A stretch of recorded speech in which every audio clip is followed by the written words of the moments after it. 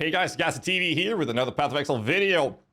And I thought that there were barely any changes leading into this league, giving me some free time to do whatever the shit I wanted. Lean back, chill, update the guides, just relax. And then they went ahead and did this. There's so much minions in here. It's insane.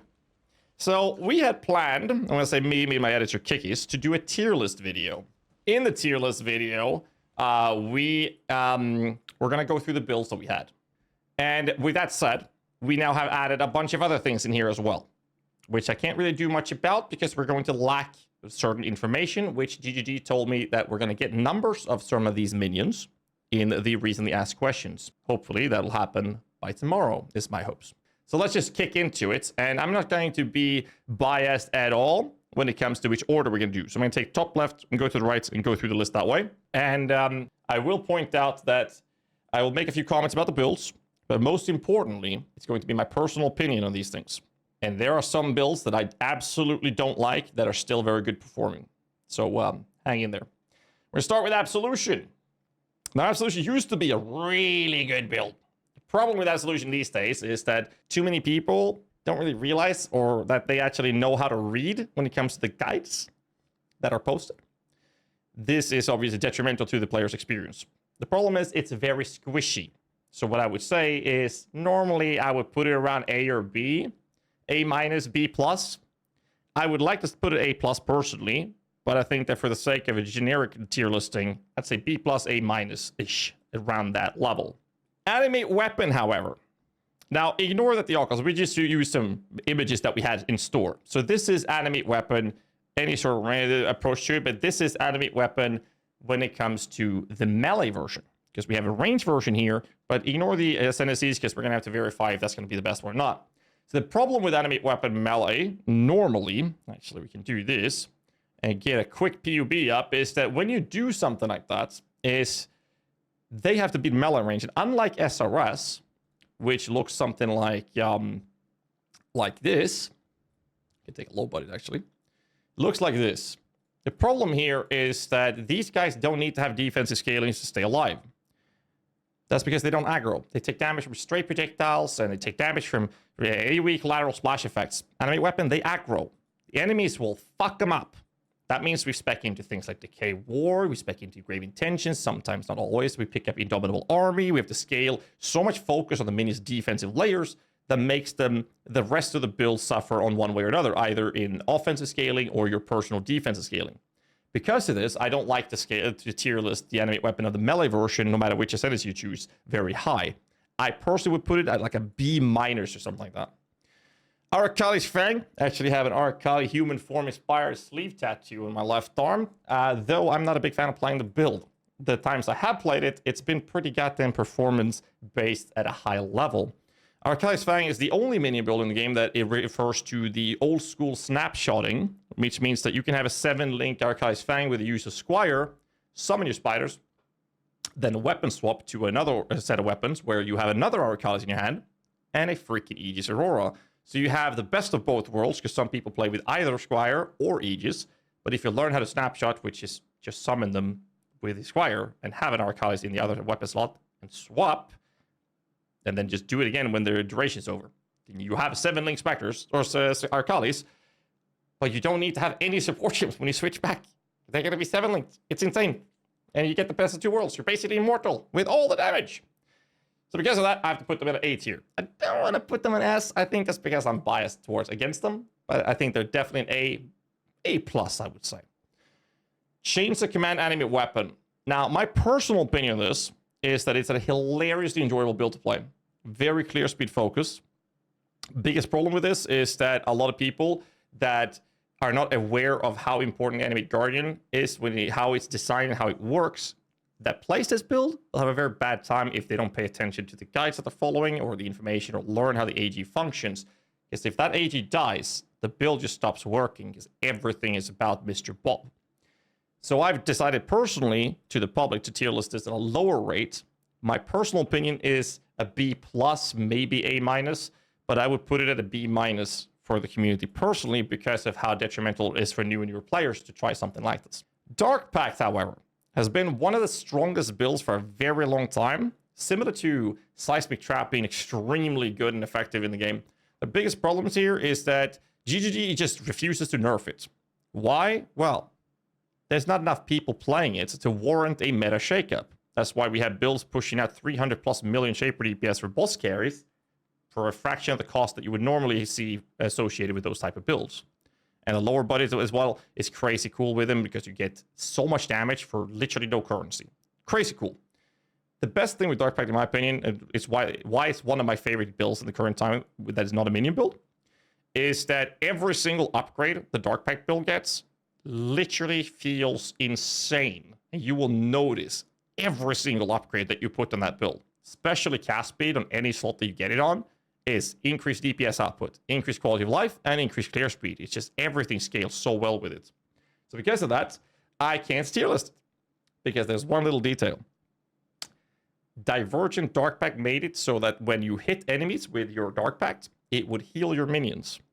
And you are casting so many times per second and hitting with chains 6 times per second in the higher budgets, you're hitting enemies between 60 and 80 times per second. Your minions are sacrificing HP, and this is not covered by Blessed Rebirth Cluster Jewel. So unless the Transfigurated Gem provides this feature, this build is dead in the water, and we have yet to see this information yet. So I don't know. It has to land in the bottom tier. Otherwise, I would shove it up to an S. Maybe S+ personally. Absolutely. Dominating Blow got some minor nerfs. There's a pretty cool quirks that you could do with the Transfigurated Gem if you want to deal damage yourself. Now, the versions that I've made throughout the years for DB builds has not included doing damage yourself. So it kind of felt bad for me in that sense, but you can do it if you want to. Dominating Blow has been considered one of the most solid League starter builds for minion builds for many, many years. You basically need nothing. Life resistance attributes, go ham, and it's crazy cool with clearing. The Vol version is so cool to play with. Lacks endgame single target damage output. You can get all 4 Void Stones. Just be ready for, even a low body can do all 4 Void Stones, but just get ready for the boss fights at the pinnacle level to be pretty long. We're talking a couple of minutes of fighting them, whereas your clearing is very enjoyable. So because of the League start scenario, but lack of endgame, I want to put this around an A, maybe A+. It kind of depends on how you want to see it, because if you look at this from a perspective of endgame capabilities, then you're suddenly having to tier list is very different. So I'm trying to be a little bit open-minded with where the builds excel. So some of these builds are really good at bossing, like Absolution is crazy good, and less good at clearing. DB build is really good at clearing, and less good at bossing. So I'll try to be a little bit generic or broad in this perspective. Elemental SRS, however, we got to see the Transfigurated Gem version of SRS today, which is an insane popcorn SRS edition. Basically, the Crucible SRS popcorn, but on steroids. The Elemental SRS is not a popcorn build. Elemental SRS has taken quite a few hits on damage approach now. So now it is more of a League starter approach than a solid high endgame performer. So what I usually do when I look at builds is I talk about efficiency per currency invested. And I feel like the Elemental SRS is very similar to Dominating Blow. Every upgrade is massive for this build. And then you reach a point where you clear the 4 Void Stones, you clear the Atlas, now you're going into the higher aspirational content, you need to get more damage and or more defense or both, right? The problem is that Elemental SRS, with the changes that we're seeing now, based on what we've seen and in PUB updates and everything, has taken a hit on the higher endgame versions. Because of this, I can no longer put it up on a list here. I'm gonna have to bring this bad boy down. I'm pretty sad about that because I really liked it. It is now an A tier instead because of this. Next build up is Mage Skeletons. Now, ignore again that it is the ascendancies for the Mage Skeletons in general. The addition we got in the Transfigurated Gem is a tag. Mage Skeletons just got Prismatic added to their tag systems. So what that means is that we can use a threshold jewel called Combat Focus. This allows us to only summon one of the elements for these skeletons, such as only doing fire. Who gives a fuck? Only doing lightning. Oh, Doriani's prototype. Only cold. Primal Crush Claw, Bone Shield, Freeze and Shatter. It's just the list goes on with what you can do, but we need numbers. I'll be going ham on this with PUBing in tomorrow's stream, at the time of this recording. It is Wednesday night for me, so Thursday evening CET. I'll be going crazy with PUBing this. Now, I don't know where it's going to land. Mage Skeletons, they kind of caught up a little bit with proper investment. I think that because of this and us being able to step away from Fleshcrafter should bump it up quite a lot. But that's not something I can swear on and guarantee that that's going to be the case. So I'm going to have to put it down here till I figure it out with the PUB. Stay tuned for that. Holy Relic is a build that's absolutely phenomenal, to be fair. I think it's a crazy cool build. It's a very niche playstyle to it. I'm personally not a big fan of playing it. I like the way it looks, though. It feels like the best approach to it is like Cyclone, go ham, big tanky juicy boy, go really tanky and just let the Holy Relic rip. So for those of you who don't know, Holy Relic is the minion in the game that actually has the highest base damage of any minion in the game that I know of. And that's how the Holy Relic does tremendous amount of damage. However, similar to Dominating Blow, similar to many other builds here that we talked about already, it reaches a point where every investment suddenly basically does nothing.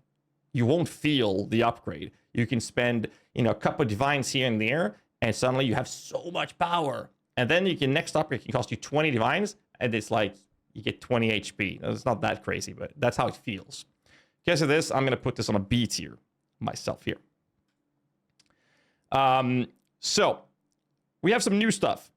Not new stuff. BAMA, which is Blink Arrow, Mirror Arrow.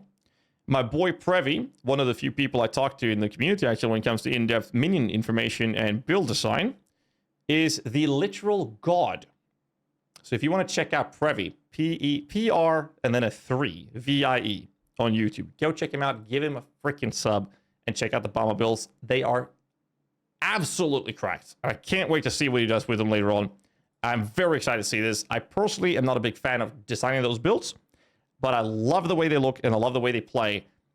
Just not a big fan personally to play it, but I love the way they look. Crazy cool build. I'm gonna have to put this at an S-. That's how good I think they are. Absolutely insane. Next up is, like I mentioned before, Transfigurated Gem of Enormity for the SRS. Popcorn SRS, I think is insane. Absolutely freaking cracked. So the gem looks like this. Where the hell is it? Always crit, 6 summon Raging Spirits, by the way. And you can then have some extra crit multi, and you have some more maximum life on them. Maximum 6 Raging Spirit, base duration of 6 seconds. I love to see this. I hope they are massive, by the way. I really hope they're going to be big-ass skulls. You can use this with a thing called Replica. Midnight Bargain gives you... Replica, please. +6 number of Raging Spirits, and it works with this. So what I'm thinking, theoretically, is that I definitely want to look into the possibility of doing something that used to be meta literally a decade ago in PoE, and that's low-life builds. Low-life minion stability? I remember the first time I killed Uber at Siri. It was a minion build, and we played with Chevron's wrappings back then. Everybody did. Problem is, I need to PUB this. We just got this information, so because of this, I'm gonna have to put it down there till I get time to PUB it, which I hopefully will have time for after the Mage Skeletons tomorrow. Dancing Dervish, one of the best feelings of clearing maps that I've ever had playing the build. Problem with Dancing Dervish is that they made some changes with the way the minions do their Cyclone, so that they're, instead of having their own attack, they are now using the player's version of Cyclone. That doesn't have a target. There's been a lot of AI changes. I've talked to GGG several times about this, and they have a proximity-based target lock, essentially. And the problem with this is that it's just malfunctioning. The AI is atrocious.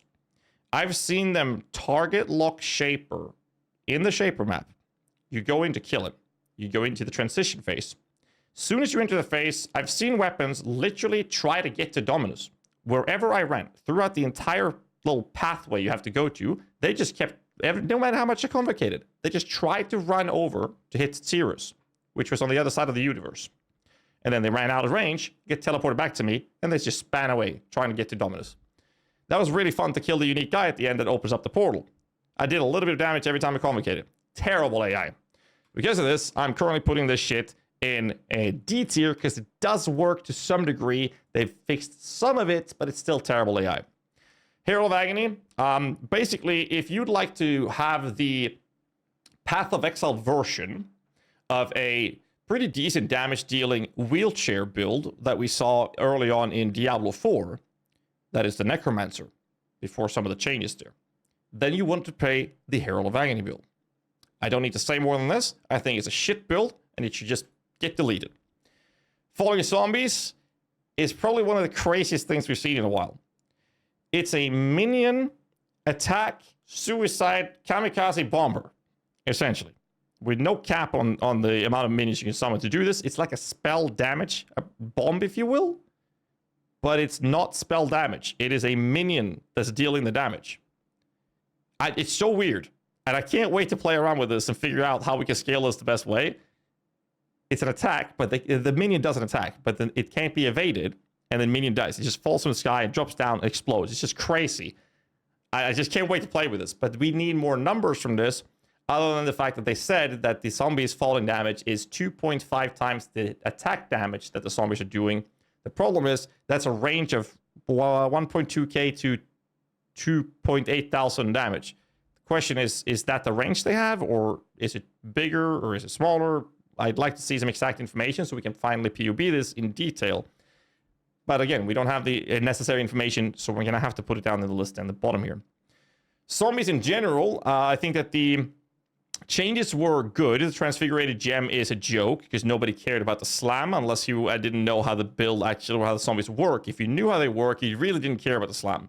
However, the slam does offer some possibilities of playing around with it. I still think that's going to be a terrible choice to run with. So because of that, I think the Baron strength stacking regular zombie builds will be the best way to play this.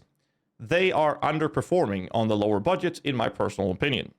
There's a guy called Sir Mustache on YouTube who does a phenomenal high budget zombie build that I can strongly recommend, that I found extremely enjoyable to look at. The guy's hilarious. Check him out on YouTube. And I'm going to put this build, because of his build alone, at an A.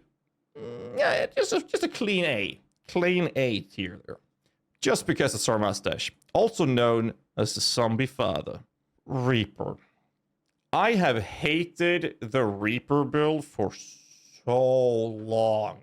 You see, the way you clear fast in mapping in Path of Exile is to have what I refer to area coverage.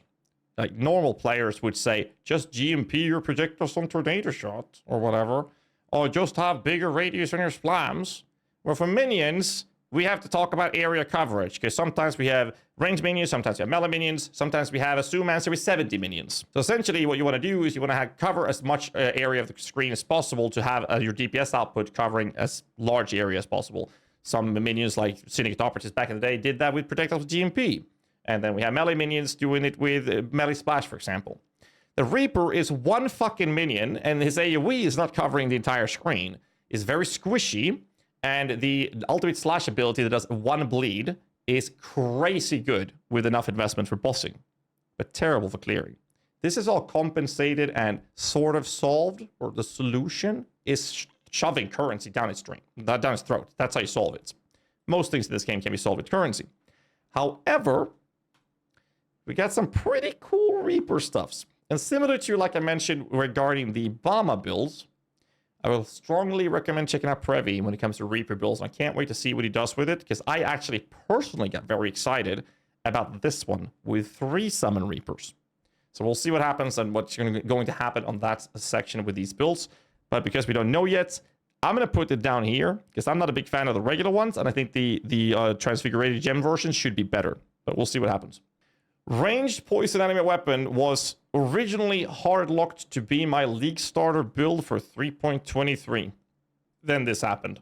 And I don't know what I'll be in the League start anymore. I have just finished and uploaded a YouTube video here on this channel. A Ranged Poison Animate Weapon version. There is an Elemental version as well, which is doing pretty respectable damage. Unlike the Melee Animate Weapon, which has issues with minion survivability, we solved that with the Ranged version by having a army of minions in front of us to tank enemies, so that our damage-dealing minions, which are somewhat squishier, be in the back line.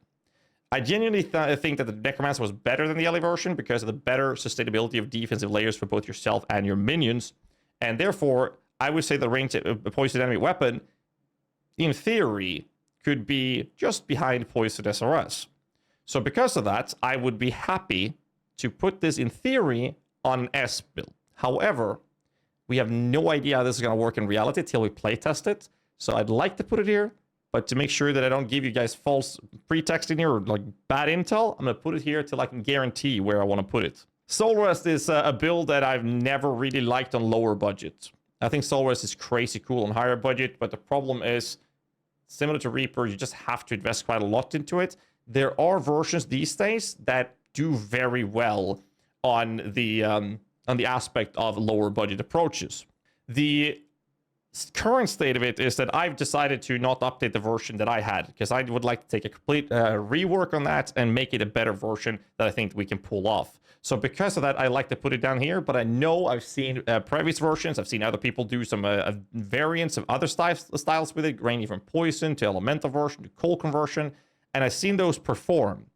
So for now, I'm going to put it on B tier because I know it belongs there, but I think that it is possible to push it up a tier at least to an A-.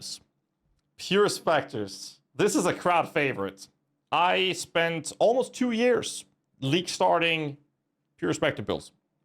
We started off with 2 leagues in a row, Redemption Sentries, Frost, the Song of Ice and Fire, which we did Artless Assassins and Redemption Sentries, over to Heroes Watch. And then we spent a little over a year playing Syndicate Operatives before they threw those fuckers down the meat grinder. And yeah, that was the end of those. The problem is that there are no great Spectres in the core base of the game that is performing at the level that they will work well. There really aren't. This new league in 3.23 offers us the possibility of getting crazy corpses. We are still waiting for exact minion information so that we can base our strategy of designing a Pure Spectre build again. The problem with this, though, is that Pure Spectre builds, they're not really what they used to be. Because there's a new king on the throne when it comes to utilizing Spectres for damage output.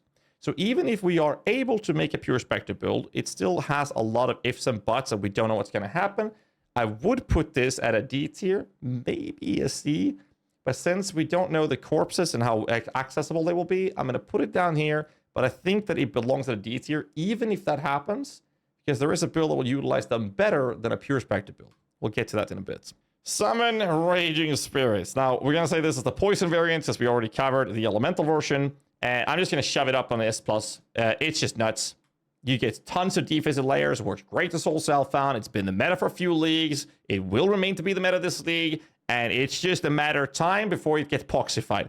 Sorry, folks. I didn't mean to call you out like that. But it is going to happen eventually. So if you haven't played Poison SRS, now's your time, because it's very, very much on the verge of getting screwed the fuck over. So to the king then. Zoomancer is in the current state of the game able to be played as both a Necromancer and a Guardian. And the differences are so small. It's insane. So we recently just updated the build guides on the PoE Vault in my guide hub, in which we can see everything you'll need to know for the Zoomancer. And this build used to use 4 or only Primal Crushclaw Spectres, together with Zombies, together with Golems, together with Enemy Guardian, together with Phantasms, together with Skellies, together with Skitterbots. When you pop Vol Skellies, you had over 70 minions on the screen. Absolutely cracked. Now, with Vol Summon Skeleton, the DPS will be inflated. Without that, the DPS is still insane, and that's actually accurate DPS output. What's really good with Zoomancer is that it is back in Crucible League. We didn't need to use utility Spectres to create different buffs and debuffs to our army to benefit for the damage output they provided. We actually used damage-dealing Spectres. That means that in the 3.23 League, Zoomancer build is literally the best choice if you want to try out the Spectres. It doesn't matter if you lose it to stupidity, because you can just go back to the Zoomancer and it's perfectly fine. And if there is a great Spectre out there for good damage, guess what? The Zoomancer will be the build that's going to utilize that the freaking best. It's a hilariously tanky build, works perfectly fine on League Start. It is, however, not as good as Poison SRS when it comes to solo self-found. Luckily, there's only a bunch of streamers and like 3 other people playing it over there, so it's fine. So I'm going to shove this fucker up on S+. I'll take that back. I actually do like solo self-found. It's pretty good, a good way to play the game. Jokes aside, though, Chaos Golem, this happened. We need information on what the hell this powerful damage every time Chaos Aura does. Important to point out that we're in a position where we need to see how many withers it will apply. Because if it doesn't allow us to get the withers up to 15 stacks reasonably fast and sustain it from one golem, not really worth it, is it? Because the dot, similar to Righteous Fire, sorry, Pox, and other approaches like Death's Oath and whatnot, they don't stack. That means that only one, the one that deals the most damage, will be the one dealing damage. So having multiple of these fuckers, not going to give you anything. And, you know, let's be real. When it comes to the position of you applying Wither, there's only one really good choice that we are currently utilizing, and that is Severed in Sleep. Not only do we get the Chaos out of flat damage from Envy, we also get the 60% to inflict Wither. You're going to get those 50 stacks so fast. So we need information. I am carefully optimistic, as I really like the idea that we're finally going to be able to use actual Chaos Golems, because we've never really bothered using that properly before. But we need more information. Then we have the more classic approach. Now, we only have Carrion Ice Golem in the list here, but I'm going to include Stone Golems. Basically, what we talk about is actual damage-dealing golems that are physically hitting the targets, not having special chaos effects and whatnot. Stone Golem have really good clearing with a big AoE slams. Carrion has a cascade ability, but they look the coolest. Ice Golems, they have a barrage ability, but they also have this cold cyclone ability. And the recent changes with the addition of these gems is Hordes. This Transfigure gem allows us to have so many of these golems. The Flame Golem is pretty cool as well. I'm not going to talk about that one too much right now because we need a lot more information on that. But the Ice Golem looks really interesting when it comes to having 3 golems, but the Carrion is exactly the same. So the changes to the Anima Stone, as you can see here in the notes section, is going to make golems very likely return to the scene of at least performing. Question is, how good are they going to perform? Time will tell. Skelly Archers.